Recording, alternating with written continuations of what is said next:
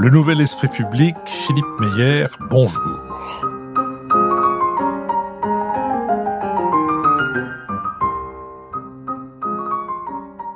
Bonjour, merci de nous avoir rejoints pour ce balado de la série Si c'est pour la culture, on a déjà donné, qui me permet de recevoir pour une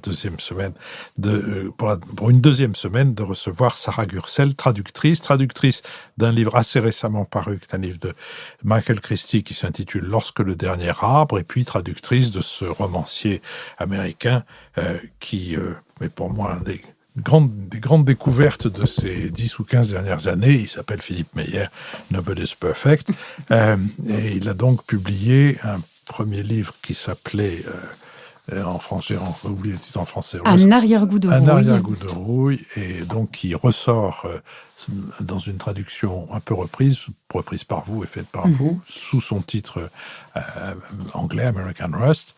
Et il avait publié aussi Le Fils, et on attend son troisième roman. Le livre dont je viens de parler de Michael Christie, Lorsque le dernier arbre, donc grosso modo, il s'agit d'un livre qui fait des va-et-vient, un livre politico-policier, écologique, qui fait des va-et-vient entre 2038, période où le contact avec la nature et même avec l'air pur sera réservé aux immenses fortunes, et 1908, personnes où ces immenses fortunes ont pu commencer à se constituer, et notamment à se constituer dans l'exploitation forestière, puisque les arbres et la forêt sont un personnage de ce livre. Un personnage qui a son vocabulaire propre, dont j'imagine que vous n'aviez pas une connaissance très intime quand vous avez commencé à faire cette traduction.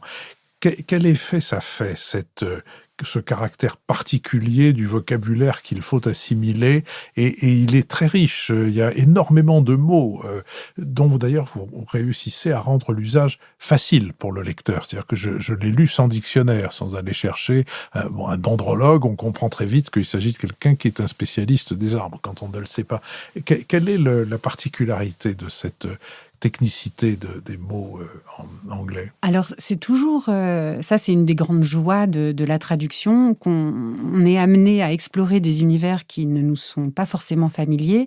Et donc, ce plaisir de la recherche, de la découverte, d'aller explorer un nouveau lexique, c'est quelque chose qui moi, me fait particulièrement plaisir. Et je pense que la plupart de mes collègues, c'est la même chose. Alors, évidemment, ça va dépendre de quoi ils retournent. Dans le cas de Michael Christie, c'était très agréable d'aller fouiller ce vocabulaire des plantes, des arbres, des forêts.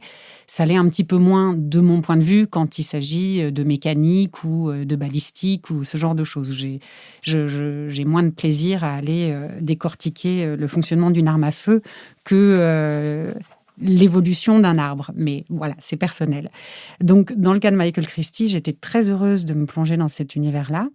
J'ai malheureusement une mémoire tampon assez limitée, c'est-à-dire que quand je suis dans la traduction du livre, j'explore tout ça, je me fais des listes, et puis je l'oublie assez instantanément quand je passe au livre suivant. C'est très malheureux. Même si les auteurs américains, enfin d'Amérique du Nord, ont un rapport à la faune et à la flore qui est particulièrement développé. Donc, au fil des textes, il y a quand même des noms d'oiseaux et de plantes qui finissent par s'imprimer dans mon esprit. Là, j'ai rencontré un problème particulier qui était un terme de menuiserie, qui n'a pas d'équivalent en français. Alors, j'ai contacté des écoles d'ébénistes, j'ai parlé à des gens qui travaillaient le bois, j'ai vraiment essayé d'aller chercher à la source la plus pertinente en France, et ce terme n'existait pas. Donc, il a fallu Alors, dites-nous le mot anglais. Alors, c'est le terme clear, donc clair, ou sans défaut. C'est un terme qui ne paraît pas technique, puisque c'est un terme qui appartient au langage courant, mais en ébénisterie anglophone, c'est un terme qui désigne quelque chose de très précis, qui paradoxalement n'a pas d'équivalent en français. En français, on pourrait dire que c'est une pièce de bois où il n'y a pas de nœud, où il n'y a pas de défaut, où il n'y a pas de... Mais ça n'est pas exactement le même contexte. Or, Michael Christie utilisait ce terme-là pour le décliner de manière un peu métaphorique. Et voilà, ça a été, en tout cas, j'ai passé pas mal de temps sur cette question où je voulais être certaine de ne pas passer à côté de ce qui aurait été le terme français consacré. À la lecture, on ne s'en rend pas compte de ce petit écueil-là, mais moi, j'y ai consacré beaucoup de temps. Voilà. Et finalement, évidemment, au moment où je vous parle, je me dis, mais qu'est-ce que j'ai fait? Eh bien, il faudra que vos auditeurs aillent lire le livre pour le savoir. Alors, attendez, vous êtes sûr que vous l'avez traduit? Vous ne l'avez pas gardé tel que dans mon souvenir, j'ai lu le livre il y a maintenant une quinzaine de jours, j'ai l'impression que Clear, vous l'avez gardé en italique. Il ne me semble pas, mais je pense que je l'ai explicité, c'est-à-dire que j'ai fait une toute petite périphrase pour pouvoir dire exactement ce que j'avais besoin de dire. Voilà une raison de plus pour aller lire ou relire ce livre. Quand vous avez l'impression d'avoir vraiment trouvé la traduction parfaite, ça n'arrive pas tout le temps. On peut avoir l'impression qu'on a trouvé la bonne traduction, mais la traduction parfaite, la chose où vraiment on a respecté quoi? L'auteur ou le génie de la langue dans laquelle... Enfin, le génie de la langue que vous traduisez ou le génie de la langue vers laquelle vous traduisez? Vous touchez là à l'essence même de la difficulté de l'exercice de traduction.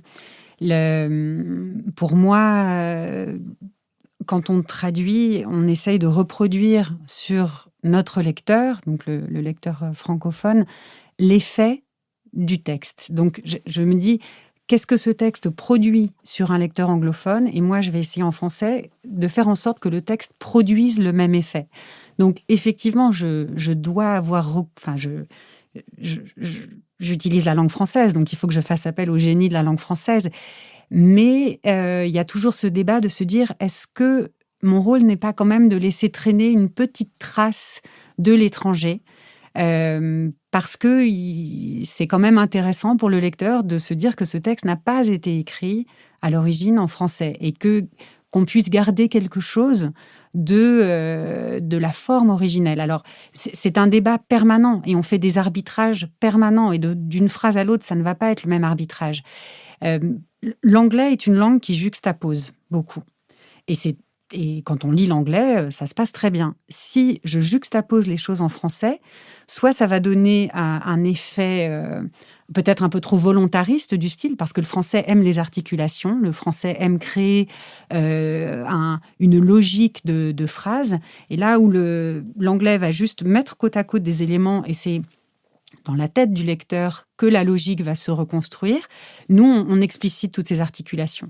Donc, parfois, la question se pose de est-ce que je rentre totalement dans la logique française et que donc je recrée des articulations là où elles n'existent pas dans le texte brut d'origine, ou est-ce que je joue un petit peu quand même sur ces juxtapositions pour faire éprouver quelque chose alors nouveau. On ne traduit pas de l'anglais depuis avant-hier, donc évidemment que les lecteurs français ont déjà peut-être cette habitude-là, mais en tout cas de faire sentir quelque chose qui relève plus d'une autre logique de langue ou d'une autre logique poétique. Donc c'est toujours un arbitrage entre les deux. On ne peut pas être résolument d'un côté ou de l'autre de ce débat-là. Il m'est arrivé de faire des traductions pour des textes très courts, et il m'est arrivé 2 fois, ou 1 fois et demie, je dirais, d'avoir le sentiment d'avoir trouvé quelque chose qui était ce qu'il fallait trouver, et même qui rendait plus justice au texte que je traduisais que toutes les autres traductions qui avaient déjà existé. C'est presque une jouissance physique, et je trouve pas d'autre comparaison que celle de quelqu'un, ce n'est pas mon cas, qui serait bricoleur et qui aurait réussi à construire une maquette de bateau qui serait absolument parfaite et dans laquelle, aussi bien à l'œil nu qu'avec des instruments d'observation plus fins, on ne verrait aucun défaut. Et je n'ai jamais oublié cette sensation-là. Il s'agissait une fois d'un texte latin qui dit sicut nubes quasi naves velotumbre, qui est en général traduit par comme un nuage, un navire ou une ombre. Et je dis, ça ne va pas, il faut traduire le sicut, le velut et le quasi. Et j'ai proposé comme un nuage, tel un navire, ainsi qu'une ombre. De manière que les trois conjonctions retrouvent toute la place que je leur trouvais. Et je raconte ça à qui veut l'entendre, et même à qui ne veut pas l'entendre, tellement je suis fier d'avoir, une fois dans ma vie, réussi une traduction de 6 mots, très Mais exactement. je vous comprends parfaitement. L'image de la maquette est très belle. Et c'est vrai qu'il arrive qu'on ait ces petites épiphanies de se dire « Ah oui, là, c'est bien ». Mais comme c'est très rare, on les savoure d'autant plus. Alors, il y a une relativité de la traduction. Vous traduisez du théâtre et vous avez donné dans cette conférence un exemple de cette relativité des traductions avec un extrait d'Hamlet à l'acte 3 que je vais lire en anglais, puis dont vous lirez les traductions vous-même, Oui. vous les avez sous les yeux, Oui. très bien. Donc, en anglais. « He took my father grossly, full of bread, with all his crimes broad-blown, as flush as May, and how his audit stands, who knows, save heaven. » 3 traductions, celle de Copeau et Byng, celle de Gide et celle de Bonnefoy. Alors peut-être simplement préciser pour nos auditeurs qu'Hamlet parle à ce moment de l'assassinat de son père et comment son beau-père a tué son père à un moment particulièrement, enfin qu'il juge particulièrement inapropos, puisque, bon, on va voir les traductions. Donc celle de Copeau et Byng, il a surpris mon père en plein travail de la matière, au sortir de la table, dans tout l'épanouissement de ses péchés, comme floraison printanière.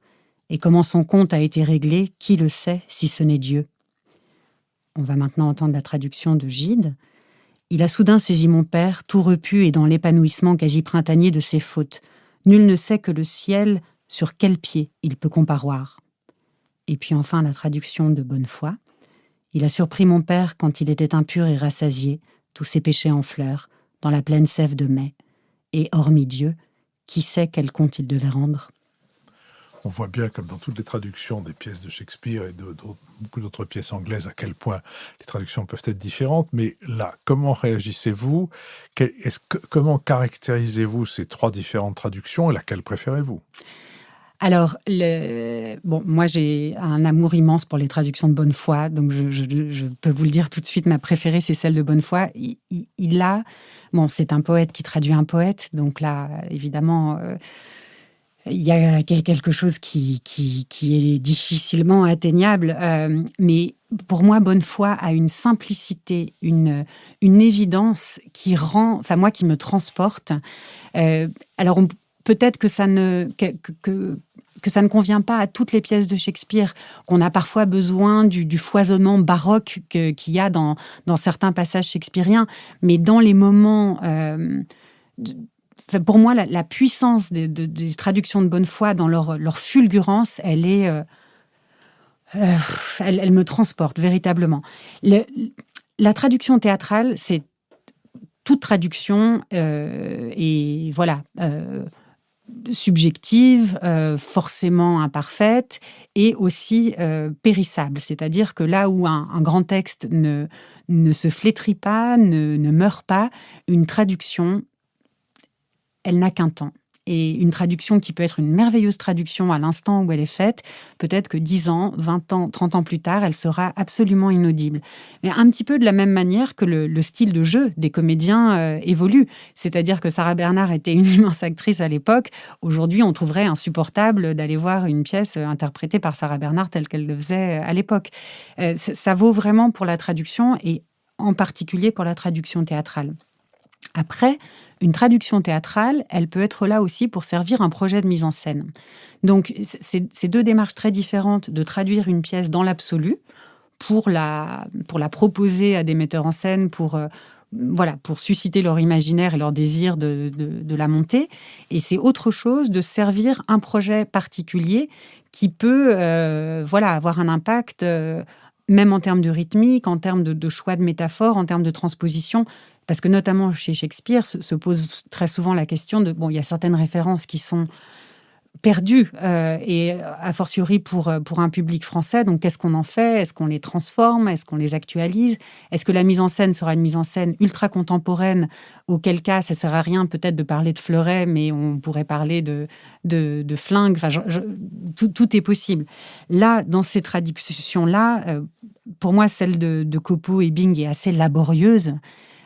Sans doute dans un souci de coller un peu à l'original, d'être très fidèle, mais je la trouve compliquée à comprendre Et à dire. et à dire, voilà. Dire, ouais. Celle de Gide est assez efficace, mais celle de Bonnefoy, encore une fois, le souffle poétique me semble incomparable. Voilà. Oui, mais le souffle poétique dans la dynamique d'une pièce, c'est pas toujours la chose la plus facile, parce qu'au fond, la poésie est une chose en soi, et on s'arrête sur la poésie, alors que dans une pièce, on doit avancer, l'action doit avancer, et dans Hamlet, j'allais dire... Particulièrement. Particulièrement. Sarah Gursel, je poursuivrai très volontiers avec vous cette conversation sur les traductions de théâtre, mais j'aimerais en venir à des choses plus matérielles et plus générales. D'abord, il paraît qu'il y a 600 000 traducteurs et traductrices à travers le monde et que ça représente l'équivalent de la population du Monténégro. Je ne sais pas si vous me l'apprenez. Je ne sais pas si cette information vous effraie ou au contraire, si elle vous donne le sentiment que bientôt les traducteurs et les traductrices pèseront le poids qu'il faut. On sait aussi que la France a été un grand pays de traduction et que au début du siècle, elle était le pays le plus traducteur du monde. Elle l'est moins.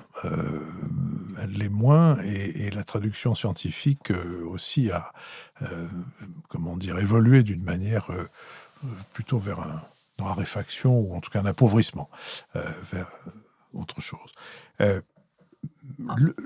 On reste quand même un pays, je crois, qui traduit beaucoup. C'est-à-dire que là, pour le coup, notre accueil de l'étranger est assez généreux, là où il l'est peut-être moins dans d'autres volets de notre société. La France est un pays qui traduit aussi parce que il y a des aides pour ça, parce qu'une traduction, c'est très onéreux. Voilà. Enfin, pour un éditeur, il faut acheter les droits du texte étranger, il faut payer le traducteur ou la traductrice. Ça a un coût assez colossal. Alors, c'est sûr que sur un livre qui a été un best-seller, s'il s'agit de traduire Harry Potter, il n'y a aucun problème. L'éditeur entrera dans ses frais. Sur d'autres textes, la prise de risque est beaucoup plus grande. Et là, c'est vrai que les aides publiques sont très précieuses. Et on a cette chance-là en France que le secteur du livre est aidé, là où dans d'autres pays, il ne l'est pas du tout. J'allais dire, est-ce qu'à votre connaissance, il y a d'autres pays dans lesquels ce secteur est aidé, et notamment la traduction? Je ne veux pas vous dire n'importe quoi, donc je passerai. Mais certainement que la France est un des pays les plus généreux en la matière, oui. Vous traduisez de l'anglais vers le français. Vers le français de France ou vers le français international? Est-ce que vous avez eu, par exemple, je prends les Québécois parce qu'ils sont proches des États-Unis, ou encore plus de Michael Christie, que vous avez traduit. Est-ce que vous avez eu des remarques, des suggestions, des représentations à propos de votre traduction dans des pays francophones qui ne sont pas la France? Alors, c'est une question passionnante, en fait, que celle de la francophonie, on va dire. Moi, c'est sûr que je traduis dans mon français, donc un français hexagonal. Et c'est certain que si ma traduction doit être diffusée au Québec, il va falloir faire attention à un certain nombre de termes. Alors, il y a le fameux gosse. Maintenant, à peu près tout le monde sait qu'en québécois, ça désigne les testicules. Donc, c'est sûr que ça heurterait l'œil du lecteur dans le contexte. Parfois, les éditeurs font le choix de deux traductions différentes. Certains livres vont être traduits au Québec et puis seront ensuite peut-être adaptés pour la France. Parfois, c'est dans l'autre sens. En théâtre, ce sont deux traductions différentes. Là, il y aura vraiment deux traductions totalement différentes par deux traducteurs différents parce que si on est dans une langue très quotidienne, ça n'aurait aucun sens en fait. même si on se comprend très bien avec nos cousins québécois, ça reste aujourd'hui vraiment enfin, il y a on ne parle pas la même langue au quotidien, en tout cas pas les mêmes mots, les mêmes ressorts. Donc il faut 2 traductions. Je ne sais pas si vous connaissez la traduction que Michel Tremblay avait fait en joual de Shakespeare, et notamment la traduction de La Tempête, qui était tout à fait dans le joual étant ce qu'il faut dire un argot, c'est pas tout à fait sur la langue populaire québécoise. On dit joual parce que c'était la prononciation, pardon, de cheval. L'exemple de la traduction de Michel Tremblay est tout à fait étonnant. Mais j'en reviens à la matérialité, à des questions triviales, mais est-ce qu'on vit de sa traduction? C'est-à-dire que le renseignement que j'ai pu glaner montre que il y aurait une baisse de la rémunération des traducteurs, parce qu'il y a de plus en plus de traducteurs qui arriveraient sur le marché, qu'on est passé, je crois, de 23 € le feuillet à 20 €, et que donc, non, ça vous paraît pas exact? Alors, enfin, si, le contexte est complexe. Je pense que c'est difficile de vivre uniquement de la traduction. Alors, certaines le font avec un rythme de traduction très soutenu. Et je suis très admirative de ça parce que la traduction est un exercice que je trouve, pour ma part, assez asséchant. Moi, je sais que j'ai besoin de faire des pauses, en fait, entre mes traductions pour retrouver à la fois le goût et puis la disponibilité d'esprit et puis une certaine fraîcheur vis-à-vis du texte que je reçois. Mais certaines personnes, voilà, enchaînent les traductions. Donc on peut en vivre parce que la profession s'est structurée assez tôt en France, qu'on a la chance d'avoir l'ATLF, l'Association des traducteurs littéraires de France, qui a fait un travail remarquable. Donc il y a des modèles de contrats, on forme de plus en plus les jeunes traducteurs à être attentifs à ce qu'ils signent, déjà à signer un contrat, à ne pas commencer à traduire sans avoir un contrat avec l'éditeur. Les grandes maisons françaises d'édition sont très respectueuses de ces contrats.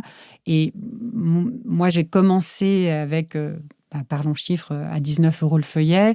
Et aujourd'hui, on est autour de 22, 23. Mais ça va dépendre des maisons, ça va dépendre des textes, ça va dépendre de la difficulté du texte.